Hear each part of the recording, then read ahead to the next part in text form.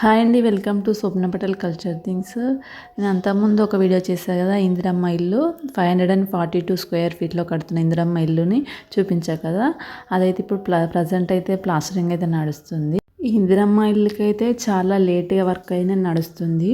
ఎందుకంటే ఇక్కడ ఇందిరమ్మ ఇల్లు కట్టడానికి వీళ్ళు చాలా చోట్ల కన్స్ట్రక్షన్ అనేది పట్టుకున్నారంట. అందుకే చాలా లేట్ అవుతుంది. బట్ లేట్ అయినా కానీ వీళ్ళు వర్క్ అయితే చాలా నీట్గా మరి మంచిగా చేస్తుర్రు. ఎందుకంటే వాళ్ళు ఇక్కడ వాళ్ళు కాదంట, మధ్యప్రదేశ్ నుంచి వచ్చిన వాళ్ళంట. వాళ్ళకి లాంగ్వేజ్ అనేది వస్తలేదు, ఓన్లీ హిందీ అనేది మాట్లాడుతురు. నాకు హిందీ కన్వర్జేషన్ అయితే అసలు చేయలేదు. వాళ్ళు ఇంకా ఎక్కడెక్కడ పట్టుకున్నారు, ఇలా నడుస్తుంది వర్క్, ఎంత అమౌంట్ తీసుకున్నారని నేను కన్వర్జేషన్ చేద్దాం అనుకున్నా. బట్ వాళ్ళకి కన్వర్జేషన్ అనేది వస్తలేదు, ఒక నేమ్ కూడా చెప్పొస్తలేదు వాళ్ళకి. బట్ వర్క్ అనేది అయితే చాలా నీట్గా చేస్తారు వాళ్ళు. లోపలనైతే దొడ్డు బెడ్ కూడా పోసిర్రు, ప్లాస్టరింగ్ అయితే అయిపోయింది. నెక్స్ట్ సెల్ఫ్స్ అనేవి పోయాలి. ఇందిరమ్మ ఇల్లుకి అయితే 4 బిల్లులు అయితే వచ్చినాయి. అంటే 4 బిల్లులు అంటే ఒక బిల్లు ₹1,00,000, 4 లక్షలు అన్నట్టు 4 బిల్లులకి అవి అయితే కంప్లీట్గా వచ్చేసినాయి. హౌస్ కంప్లీట్ అయిపోయినాక లాస్ట్ బిల్ 1,00,000 బిల్ అయితే వస్తుంది. ఇందిరమ్మ ఇల్లు వచ్చిన వాళ్ళైతే చాలా లక్కీ అని చెప్పొచ్చు. ఎందుకంటే తొందరగా బిల్స్ అనేది వస్తున్నాయి.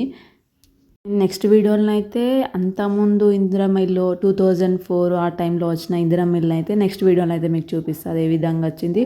అప్పుడైతే 1 lakh 2 lakhsలోనే హౌస్ అనేది కంప్లీట్ అయింది.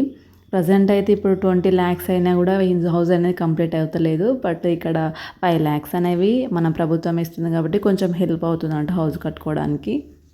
అప్పుడు వచ్చిన ఇందిరమ్మ ఇల్లు కంటే ఇప్పుడు వచ్చిన ఇందిరమ్మ ఇల్లు అయితే చాలా బెటర్ అని చెప్పొచ్చు. ఎందుకంటే అప్పుడు ఇంతగానం డెవలప్మెంట్ లేదన్నట్టు, బిల్డింగ్ కన్స్ట్రక్షన్లో చాలా సింపుల్గా చేసేసారు. బట్ ఇప్పుడు మనకు నచ్చినట్టుగా మనం ఏ మోడల్లో చేయమంటే ఆ మోడల్లో అయితే చేసిస్తారు. ఇక్కడనైతే ఇందిరమ్మ ఇల్లు కన్స్ట్రక్షన్ చేసే వాళ్ళు అయితే మధ్యప్రదేశ్ నుంచి వచ్చారట.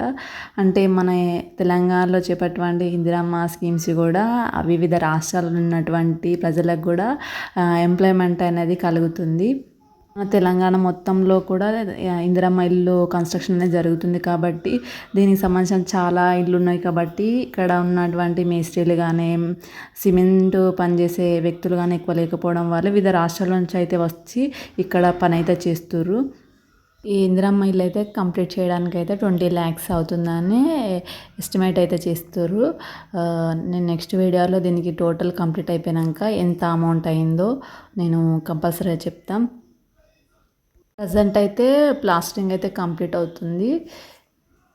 నెక్స్ట్ టైం నేను 2007లో వచ్చిన ఇందిరమ్మ ఇల్లు ఏ విధంగా ఉందో మీతో కంపల్సరీగా చూపిస్తాను. ఈ వీడియో కనుక నచ్చితే లైక్ చేయండి, షేర్ చేయండి, సబ్స్క్రైబ్ చేయండి.